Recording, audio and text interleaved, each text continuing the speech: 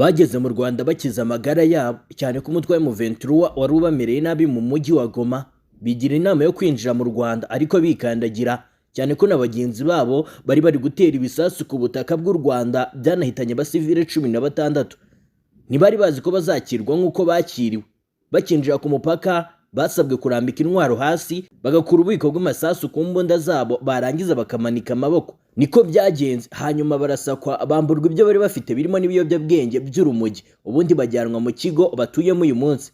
Abo basirikare bose hamwe ubu bacumbikiye mu murenge wa Rugerero mu karere ka Rubavu, aho bari bafite ibikoresho nkenerwa byose kuva ku biryamirwa kugeza ku byo kwambara n'ibiribwa.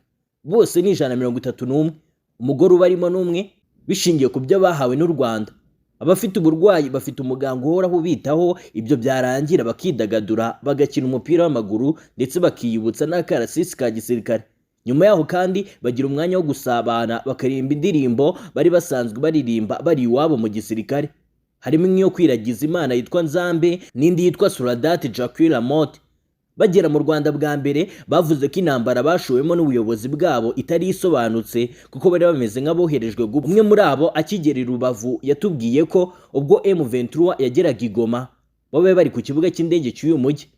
Ati ni gute twashoboraga koherezwa ku kibuga cy'indege mu gihe ingabo z'umwanzi zari zigose umujyi wose, ziri kurasa buri hantu hose? Ubwo buryo bw'imirwanire ntibwumvikana.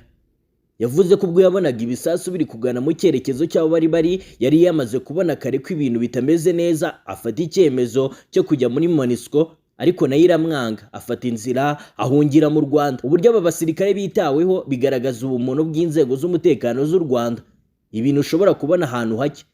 Umwe mu basirikare bakuru ba Repubulika Iharanira Demokarasi ya Kongo witwa Lieutenant Kasereka Chombe ati turashimira u Rwanda ku buryo rwatwitwayeho neza kandi mu mahoro. Icyo dusaba guverinoma ya Kongo ni ukudufasha gusubira iwacu tugataha mu mahoro. Turasaba kandi guhabwa uburyo bwo kuvugana nabo mu miryango yacu kugira bamenye ko tukiri amahoro. Kuva mu mutwe wa M23 wafata umujyi wa Goma, abasirikare benshi ba FARDC bashyize intwaro hasi, bamanika amaboko, bemera ko batsinzwe. Nyuma M23 yatangaje ko igiye kubaha imyitozo ku buryo bazavamo abasirikare bafite indangagaciro bitandukanye n'uko bari basanzwe bakora. Umuhuzabikorwa wa M23 Colonel Nanga yavuze ko yaba abasirikare bamanitse amaboko n'abafatiwe ku rugamba nabo muri FARDC bose ari abavandimwe babo. Ati ni abanyekongo nk'uko bimeze kuri twe, bari bafite intego bagombaga kugeraho, ariko boherejwe na perezida wabo waje no kubatererana. Barwanaga mu kurinda ubutegetsi bwe, yarabaretse kugira bicwe n'inzara, ashyira abana mu gisirikare, abatoza huti maze abohereza ku rugamba banywe ibiyobyabwenge. Nanga yavuze ko abo bafashe bafite amahitamo y'icyo bakora, cyane ko bari baratakaje ubushake bwo gukomeza kurwana. Icyakora akagaragaza ko uko byagenda kose ari abaturage ba Kongo, ko batazabatererana. Ati bamwe baniteguye kutwiyungaho bakifatanya natwe mu mpinduramatwara yacu.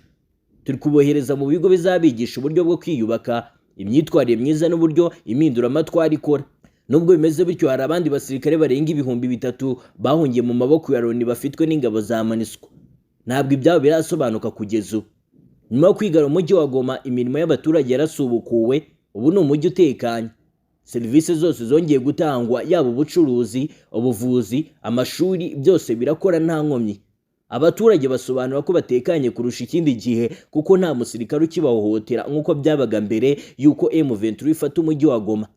Uretse abasirikare bahungiye mu Rwanda, hari n'abaturage basanzwe bahunze ubwo imirwano yabaga, bakiriwe neza, bahabwa ibikoresho by'ibanze, amahoro amaze kugaruka iwabo basubira i Goma.